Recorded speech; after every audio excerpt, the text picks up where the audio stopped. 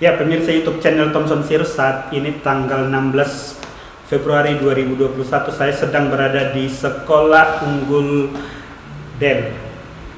Siswa SMP yang punya keinginan sekolah di Del, ya, tonton video saya berikut. Saya sedang mereview sekolah unggulan Del bersama dengan langsung ini kepala sekolahnya, Ibu Desi Parawi. Ya. Nanti kita lihat hasil keliling-keliling kami pada sore hari ini. Kebetulan ini masih pandemi dan tidak ada siswa yang hadir di tempat ini karena memang sudah kembali ke keluarga untuk sementara sampai ada peraturan baru, nanti diizinkan kembali masuk sekolah secara tatap muka, ya.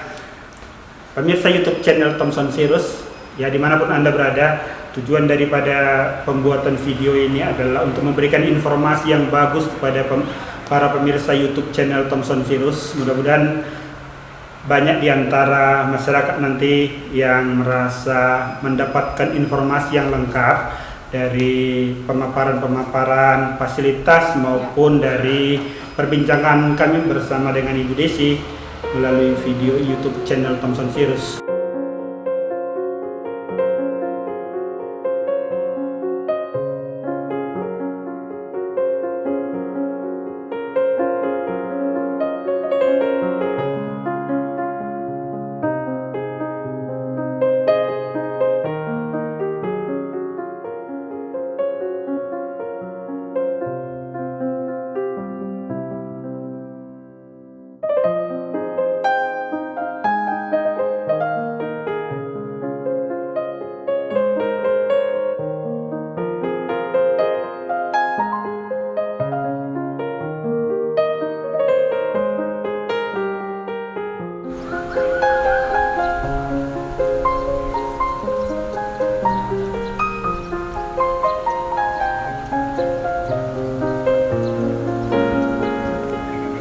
Ini ruangan gedung apa yang di sini? Oke, jadi kita sedang ada di area akademik. Ini adalah semua ruang-ruang kelas ada di sini, perpustakaan juga ada di gedung ini. Di area ini maksud saya, kemudian di lantai 2 itu ada ruang guru. Nah, jadi kelas kita punya 15 kelas.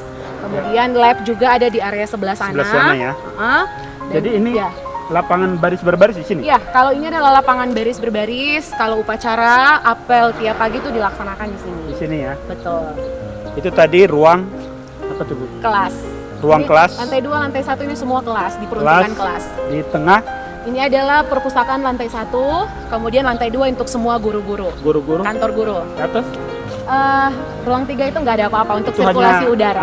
sirkulasi Iya. udara. Oke, di sini Ini adalah semua lab. Lantai 1 ini semua lab. lantai 1 lab. Lantai 2 ini untuk kelas juga. Kelas. Ya. Ya.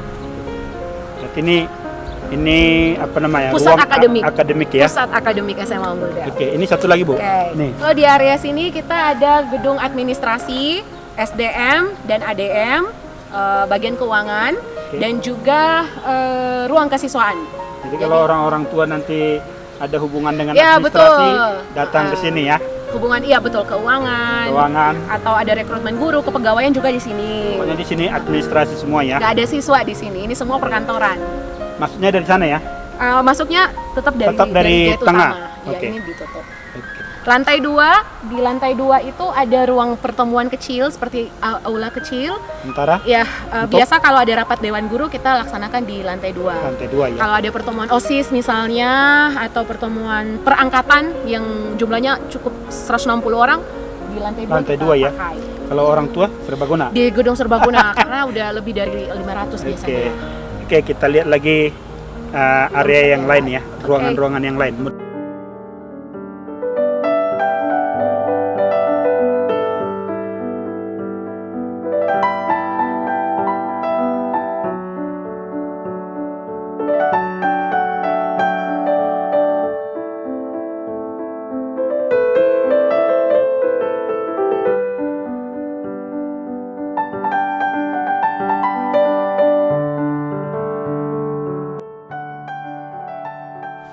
Ini ruangan apa nih, Bu? Oke, baiklah Pak, Bang Thomson. Ya. Kita sedang di perpustakaan SMA Unggul Del. Ya. Di sini ada fasilitas buku, kemudian juga ada digital ya. Ini kan ada banyak kaset-kaset CD audiovisual yang bisa digunakan siswa jika mereka mau belajar. Ini ada koleksi audiovisual, CD dan DVD. Paling banyak sih sebenarnya ensiklopedia, biografi, dan juga ini persiapan IELTS, TOEFL, karena kalau untuk IELTS dan TOEFL biasa ada sesi listening nih. Ya, jadi ini kaset-kaset yang bisa mereka akses, ada komputer disiapkan, jadi anak-anak bisa belajar tidak hanya dari baca buku tapi juga dari fasilitas audiovisual yang ada di SMA Unggul Del, di perpustakaan SMA Unggul Del. Di perpustakaan ini? Iya. Okay.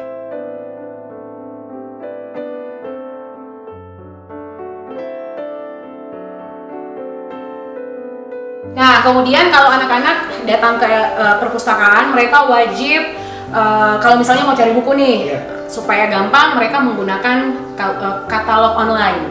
Ini sistem OPAC, ini sayangnya udah mati, nggak bisa dioperasikan. Kapan-kapan ya. Karena udah sore ya. Nah, jadi lebih mudah mereka akses. Oh, kalau udah dapat kode buku mereka langsung ngerti. Langsung cari di mana. Memang sih koleksi buku di SMA Unggul Del belum terlalu banyak, tapi kita berusaha untuk selalu mengupgrade, menambah jumlah setiap tahun. Ini masih banyak tempat spot-spot yang kosong, mudah-mudahan. Iya. Biasanya tim perpustakaan punya target dalam 1 tahun harus ada penambahan buku sekian gitu. Ini proyeknya juga cukup panjang. Ini ada yang sumbang nggak pribadi? Iya, tentu saja. Kita punya program khusus seperti misalnya kalau siswa lulus, salah satu yang harus warisan yang harus ditinggalkan selain pakaian-pakaian mereka untuk junior. Biasanya kayak gitu tuh budaya di asrama. Jadi pakaian mereka? Ya kadang-kadang ada pakaian atau baju atau jersey, seragam olahraga. Biasa kadang-kadang mereka wariskan ke junior. Nah, selain itu biasa mereka menyumbangkan, bukan biasa, ini udah jadi program wajib, menyumbangkan 1 buku per alumni. Ya. Lebih boleh? Ya, lebih boleh. Ya, ada anak-anak yang kadang-kadang misalnya dia menang lomba, dia dapat sumbangan buku, biasa kadang-kadang disumbangkan ke SMA Unggul Del. Ini buku apa aja kalau di sini? Kalau di sini pelajaran? Oh, banyak. Jadi tidak hanya pelajaran, tapi juga ada banyak novel juga atau buku bacaan lain yang genrenya macam-macam. Ada yang sastra, ada yang ekonomi, pengembangan diri, motivasi, dan sebagainya. Jadi buku-bukunya bukan hanya bahasa Indonesia, ada bahasa Inggris? Iya, ada bahasa Inggris juga, jadi beragam. Sama seperti kalau misalnya program menyumbang buku itu, kadang-kadang anak-anak akan milih buku, apapun itu genrenya, tapi biasa harus divalidasi dulu, diverifikasi oleh misalnya guru. Jadi nggak boleh juga dia tiba-tiba beli novel yang isinya ya tidak sesuai dengan umur anak-anak atau nggak layak untuk dunia pendidikan misalnya. Jadi harus disesuaikan ya, mungkin terlalu berisi adegan kekerasan dan sebagainya. Nah, itu juga harus diverifikasi oleh guru. Jadi semua yang layak baca sesuai dengan kebutuhan. Ini dibatasin nggak, Bu? Contohnya orang yang masuk ke dalam?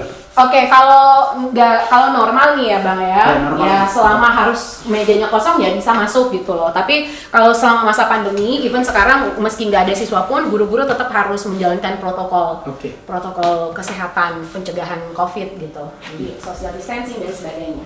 Ini jam bukanya dari jam? Oh, kalau jam buka ini dari biasanya ya normally dari pukul 7 pagi sampai pukul 9 malam. Sampai jam 9 malam? Iya. Jadi petugasnya itu ada shift-shiftnya. Dia ada yang petugas masuk shift siang, ada yang masuk shift malam. Ya karena kan siswa juga di asrama ya. Betul. Jauh. Apa kira-kira lagi? Ini adalah ruang referensi. Kalau ruang referensi biasanya berisikan buku-buku koleksi khusus yang di sini sepertinya tidak ada buku pelajaran, misalnya fisika. Yang biasa-biasa di sini koleksi-koleksi khusus yang mungkin jarang didapat. Di toko buku. Memang sumbangan-sumbangan dari pihak khusus lah. Kadang-kadang guru-guru atau siswa yang mau ikut penelitian ya mungkin datang ke ruangan ini. Dan buku-buku di sini nggak boleh dipinjam bawa di asrama. Harus dibaca dan diselesaikan di sini, di ruang ini. Mungkin karena koleksinya umurnya udah tua mungkin, atau rentan rusak dan sebagainya. Ya, itulah kadang-kadang seperti itu juga. Mari. Masih banyak ruangan yang kosong, mudah-mudahan. Iya, jadi kalau ada yang mau menyumbang buku, kami sangat welcome. Sekalian ya. Oke, kita ke ruang satu lagi. Ini ruang apa nih? Nah, ini adalah ruang audiovisual. Tadi di depan kita lihat ada kaset CD. Jadi anak-anak bisa mengakses kaset CD tersebut di ruangan ini. Berapa banyak nih? unitnya? Ya ada 8 unit saja sih. 8 unit ya. Ada nggak dibatasi berapa lama mereka di sini? Ada, karena ini fasilitasnya terbatas 8, biasa paling lama 2 kali 45 menit. 2 kali 45 Ya, karena perpustakaan ini diakses siswa tidak hanya pada saat ya udah selesai KBM, bahkan saat KBM kadang-kadang guru-guru menugaskan, oke, 1 jam kamu mencari informasi di perpustakaan atau tadi. Jadi karena hanya 8 pasti dibatasi. Ya. Fasilitas ini. Jadi dibatasin ya? Iya, betul sekali. Oke. Ini guru kami kan lagi PJJ Bang, pendidikan jarak jauh. Jadi ya inilah harus ada begini. Pak siapa nih? Saya Pak Lisken Sirait, guru sosiologi Pak. Guru sosiologi. Iya, Pak. Jadi ngajar sekarang pakai Daring. daring ya? Iya, pakai Zoom. Zoom ya? Iya. Gimana Pak rasanya? Menyenangkan. Menyenangkan ya? Menyenangkan. Jadi nggak ada bedanya reguler dengan daring karena ini Bu Desi program-program beliau sangat inovatif. Jadi Inovatif. kami guru-guru yang tadinya gaptek dengan adanya daring ini dampak positifnya itu kami jadi bisa. Jadi bisa ya? Iya. Bisa jadi konten kreator juga. Bang. Iya, jadi Tiba-tiba jadi YouTuber semua. Iya, jadi guru-guru itu harus kita dorong juga untuk Iya. apa namanya? Nah, ya katakanlah konten kreator lah istilahnya kan, karena memang apa?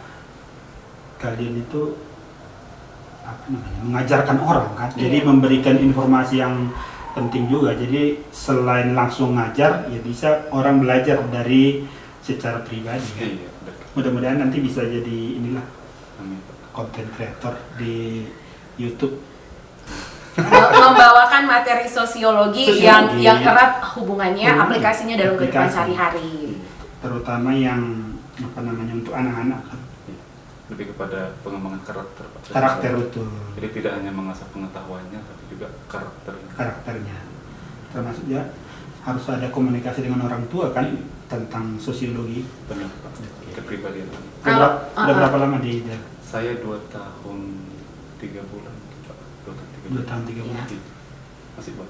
Menyenangkan di Sangat menyenangkan, menantang. Saya senang Pak sekali menantang. Siswanya gimana? Siswanya menantang. Siswanya menantang. Jadi kita mengajar orang-orang yang pintar, jadi kita juga belajar. Itulah Bang, tadi saya bilang kenapa saya ngajarnya di Batak, disuruh papa saya kan. Kamu ke Batak, kamu ketemu orang-orang yang mau belajar. Ini Pak Lisken juga sama sepakat, kami Iya. sepakat. Iya. Menantang ya, menyenangkan Pak. Jadi banyak yang kita tahu dari yang tidak kita tahu. ya, ya. Justru guru-gurunya belajar dari siswa. Iya. Kita saling belajar Ya, dua seperti itu. anak. Termasuk seperti keluarga kan begitu kan, kita belajar terus nggak ada yang sampai tamat kan. Iya. Guru juga saya pikir begitu, meski sudah dipelajari ilmunya, tetapi kan terus-terusan belajar juga untuk ngajarkan. Sedia payung sebelum hujan Pak. Jadi kalau Oke. kita mau ngajar besok, kita harus pakai payung malam. Kalau tidak kita ada sarang murid. Betul.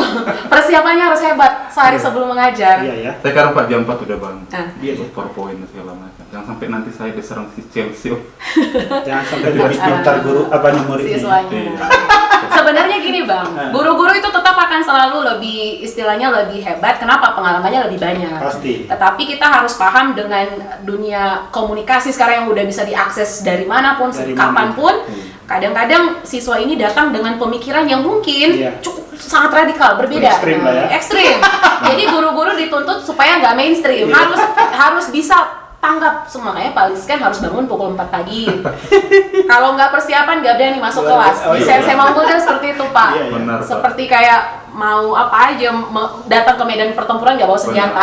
Tapi sejauh ini masih bisa dikalahkan apa namanya istilahnya tekanan itu ya. Masih Puji bisa. Tuhan, saya selalu punya konsep bahwa saya dengan murid itu sama-sama belajar. Iya. Gitu. Jadi saya hanya mentor gitu. Ya. Karena kan biasanya begini, nama besar biasanya memberi tekanan kepada kita juga. Jangan modal ada Pak, apalagi kalau mau intensif sore. Nah, 2 hari sebelum intensif kita udah taruh gimana. tapi sejauh ini oke ya. Puji Tuhan. Oke. Kalau Oke. 1, 2, 3 ada sih Pak yang kritis kan, tapi kita senang karena itu kan bagian dari critical thinking murid kan. Itu senang juga. Berarti gurunya harus piawai juga mengelola kelas. Kadang-kadang tidak ada salahnya ya Pak Lisken, kita bilang ya kita tidak tahu jawaban. Iya. Kadang-kadang guru juga maksa, saya tahu semuanya. Itu salah. Itu sudah salah. Sudah salah. Itu tidak mengajarkan bahwa tidak ada manusia yang sempurna gitu kan. Nah, Jadi keterbukaan perlu juga. Iya. Perlu. Kita harus mengakui kekurangan kita juga. nggak bisa. Nanti kita sama-sama cari jawabannya ya. Iya. Di situ seperti Mantap. itu bisa. Kita pintar Pak. Iya. Udah kami bicarakan dari kalau masalah apanya kan, hakim segala Impact macam siswa. itu. Ya mudah-mudahan Pak guru-guru di sini enjoy dan ya bisa mengalahkan tekanan tadi karena nama besar itu mudah-mudahan. Oke. Terima kasih banyak Pak atas Terima waktunya. kasih. Sukses Terima terus ya. kasih, Bu Desi. Iya, makasih Pak Rizky.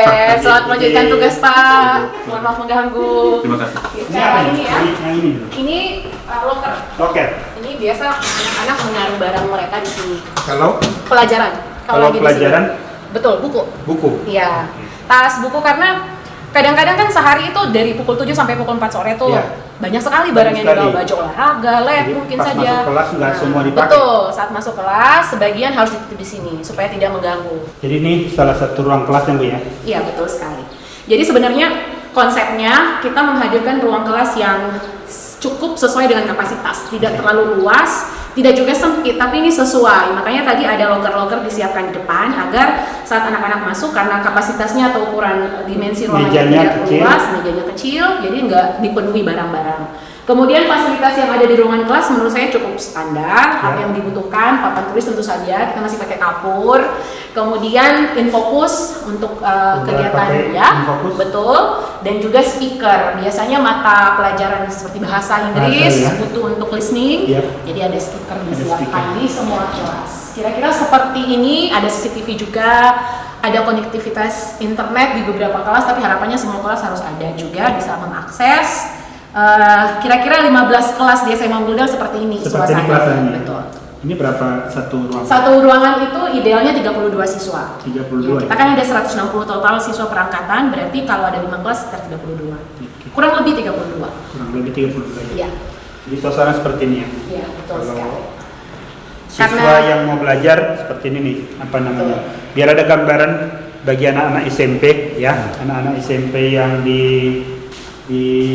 dimanapun berada, mau toba mau dari manapun, seperti inilah ruangan kelasnya.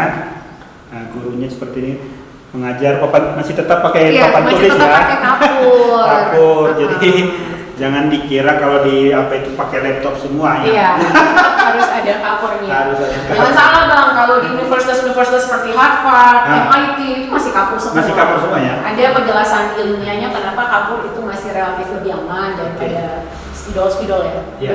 Whiteboard. Iya. Iya. Jadi inilah ruangan kelas dari SMA Unggul Del. Gurunya di sini, siswanya seperti ini.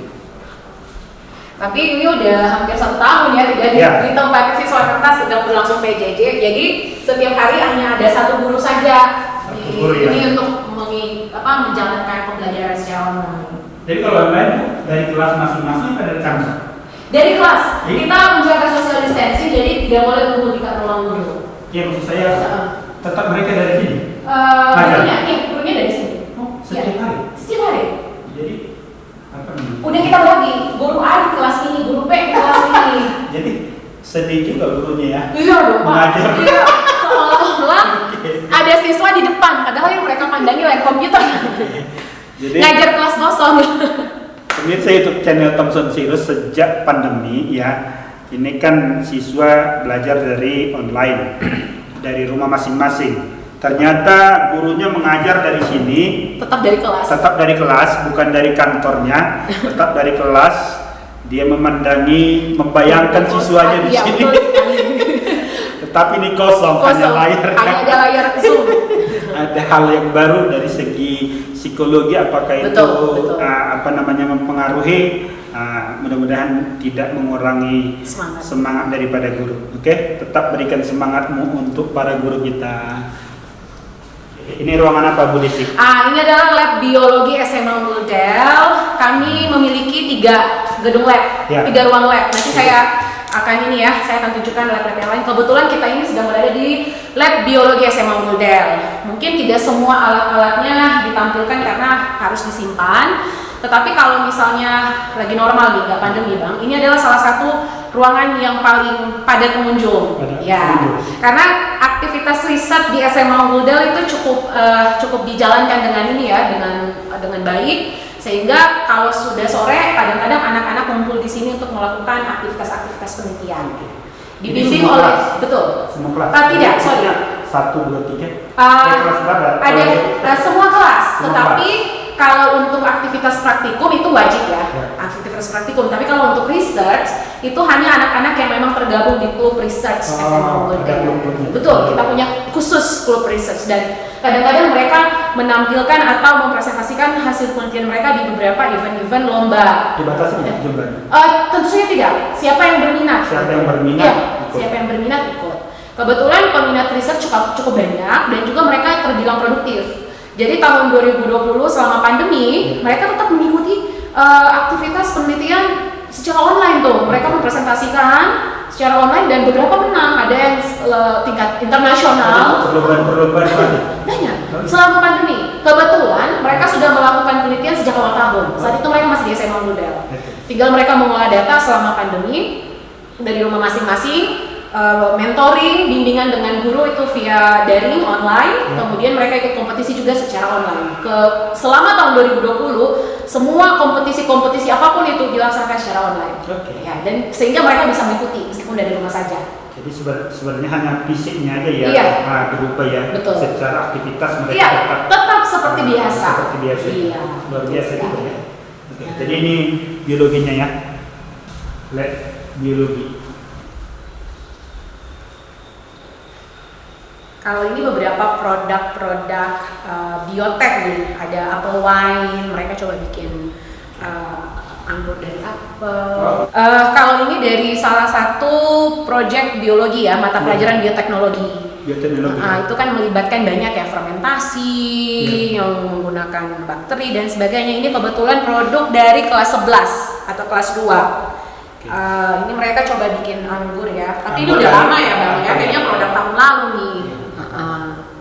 Banyak sih macam-macam, kadang-kadang mereka bikin kimchi, ya kan makanan fermentasi Korea gitu kan.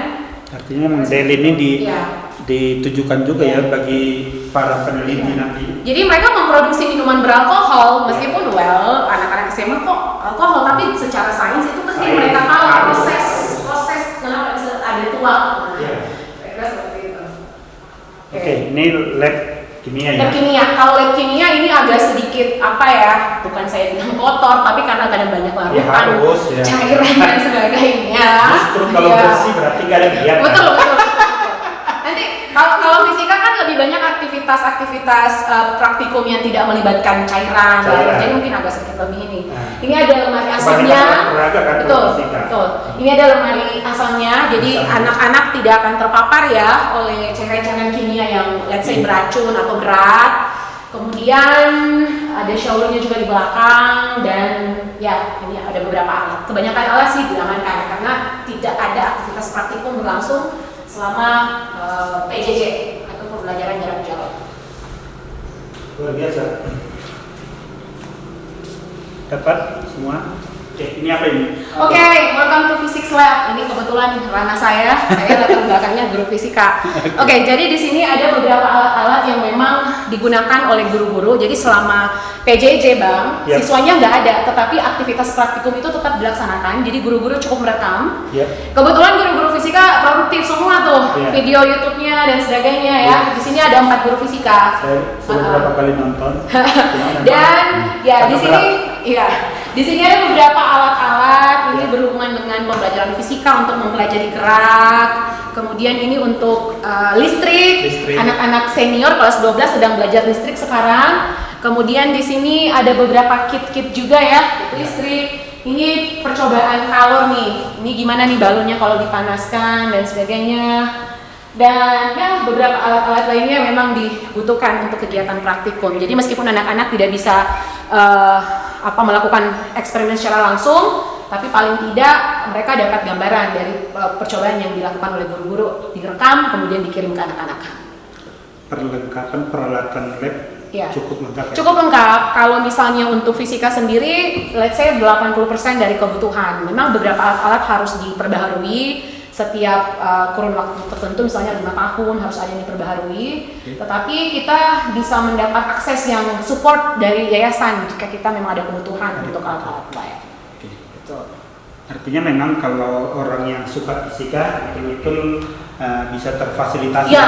di tempat ini. Iya, menurut saya udah lebih dari cukup kebutuhan anak-anak di sini. Sehingga saat mereka masuk kuliah, Bang, apalagi anak-anak yang mau ke engineering, itu tiap hari itu nyaris selalu ada praktik untuk tiap minggu. Mereka udah terbiasa karena Dasarnya sudah sejak SMA mereka udah dibiasakan mengukur, mengolah data, membuat kesimpulan, melaporkan hasil kesimpulan itu udah terbiasa. Sudah terbiasa ya. Iya.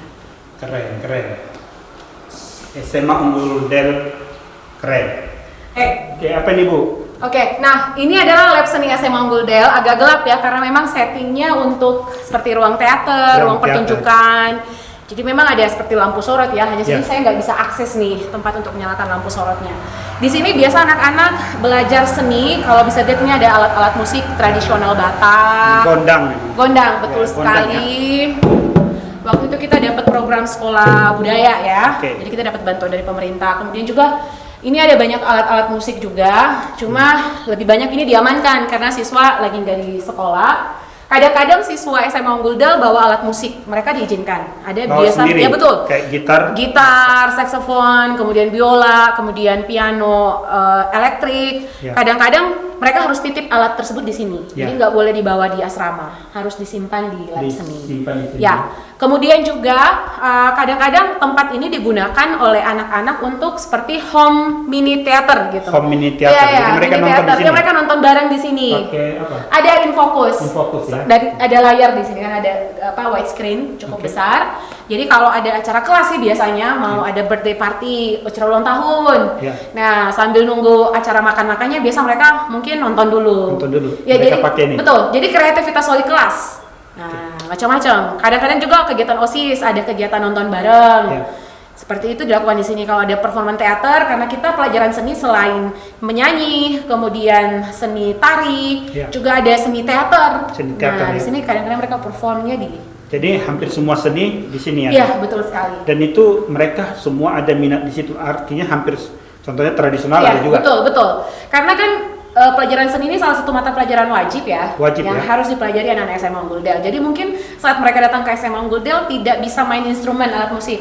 Tapi karena ada mata pelajaran seni yang paling nggak mereka bisa metik gitar, mukul drum, niup-niup saksofon. Jadi mereka diberikan pengalaman lah untuk bisa memainkan paling tidak satu jenis instrumen. Berapa lama biasanya mereka gunakan ini? Contohnya per kelas atau apa? Kalau misalnya untuk kegiatan belajar reguler, biasa kan jadwalnya 2 kali 45 menit. 2 kali 45 1 jam 30 menit. Tetapi setelah itu ada klub-klub ekstrakurikuler yang bisa menggunakan ruangan ini selama yang mereka mau. Kalau saya lihat sih yang paling banyak mendominasi penggunaan ruangan ini klub paduan suara. Iya, kebetulan guru pembimbingnya itu guru seni. Dan klub paduan suara adalah salah satu klub yang paling aktif mengikuti berbagai jenis perlombaan baik di tingkat nasional maupun internasional. Iyalah, orang Batak suaranya keren. Kalau bandnya ada? Bandnya juga ada, anak-anak muda ya. Mereka gurunya juga punya band ya, anak-anaknya juga nggak mau kalah. Kalau selain paduan suara biasanya ada trio-trio Batak. Trio Batak. Ada nggak? Dulu ada ini Il Divo, jadi kayak kumpulan cowok-cowok yang jadi seriosa gitu. Seriosa gitu ya. Iya. Jadi tenor sama. Trio Bataknya ini harus diberdayakan nih. Belum ada trio Batak sejauh ini. Gak apa-apa dicampur apa cowok cewek nanti yang penting kalau ada acara mereka bisa perform kan. Betul sekali. Ini adalah gazebo ya. Biasa anak-anak kalau lagi sore mau belajarnya itu bisa di kelas. Bisa juga di sini sambil santai-santai ya melihat keadaan atau pemandangan sore hari gitu kira-kira.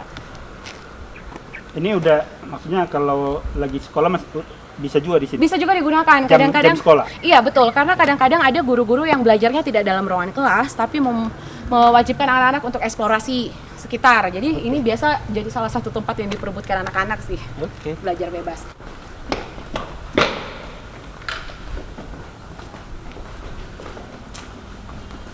Ini apa nih Bu?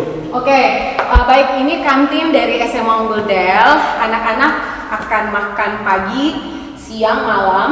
Itu ada waktunya? Ada. Jadi nggak boleh bebas?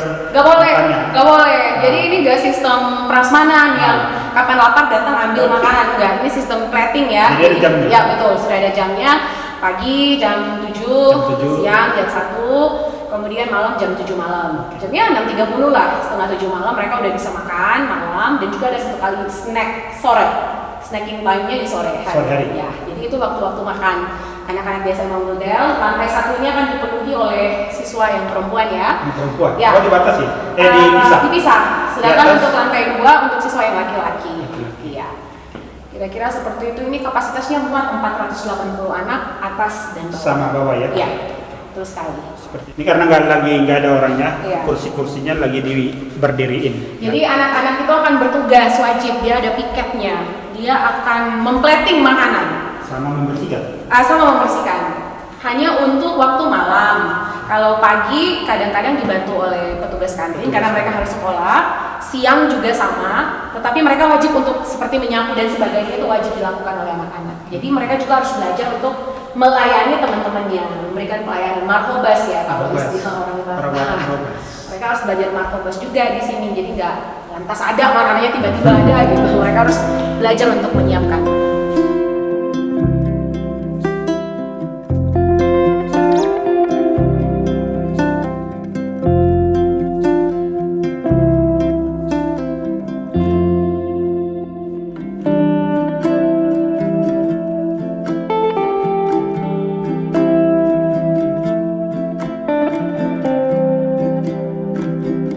Oke, kita di area asrama SMA Unggul Del. Oh, ini area Inilah asramanya? Area asrama.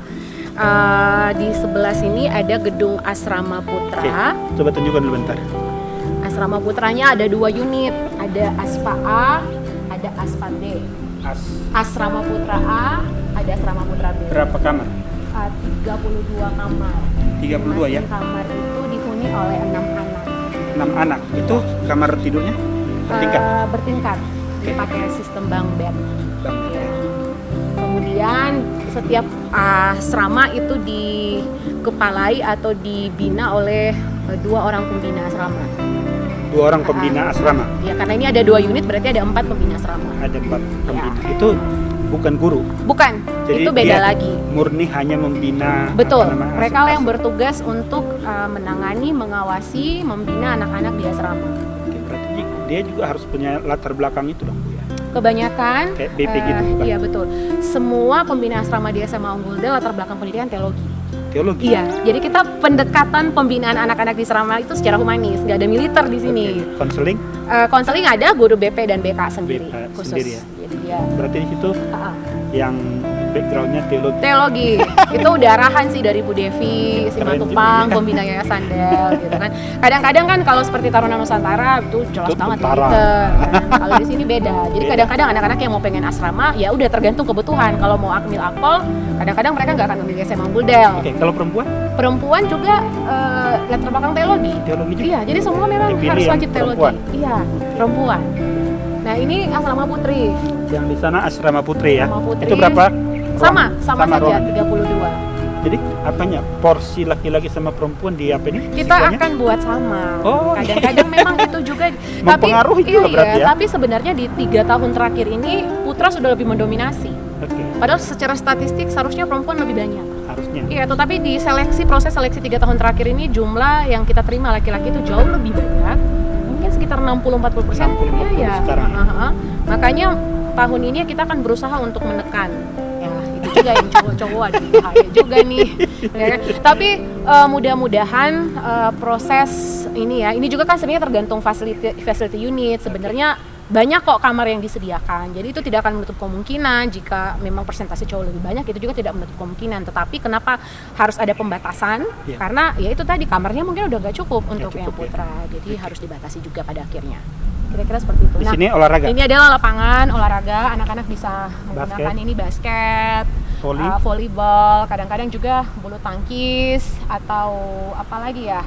Ya itulah futsal. Futsal ya? Itu anak-anak suka sekali Banyak futsal. olahraga lain ya? Ya, mereka itu pantang lihat bola, dengar bola di dribble aja udah heboh. Kalau yang di ujung itu? Oke, kalau ujung ini digunakan untuk koperasi siswa. Jadi tadi makanan di SMA Unggul Del itu disediakan kantin. Tapi Ya. kalau misalnya mereka mau belanja, misalnya snacking gitu ya, ada klub koperasi SMA Unggul tempatnya? Del. Itu tempatnya. Dan satu lagi ruang digunakan untuk base camp OSIS. Oke, Ya. yang mengelola siswa. Siswa. Oh. Ini semua Termasuk operasinya? otoritasnya siswa. Iya. Oh. Kalau koperasi dikelola siswa tapi ada satu guru pembimbing. Oke. Ya, kira-kira seperti itu. Inilah Fasilitas fasilitas yang ada di SMA UNITER.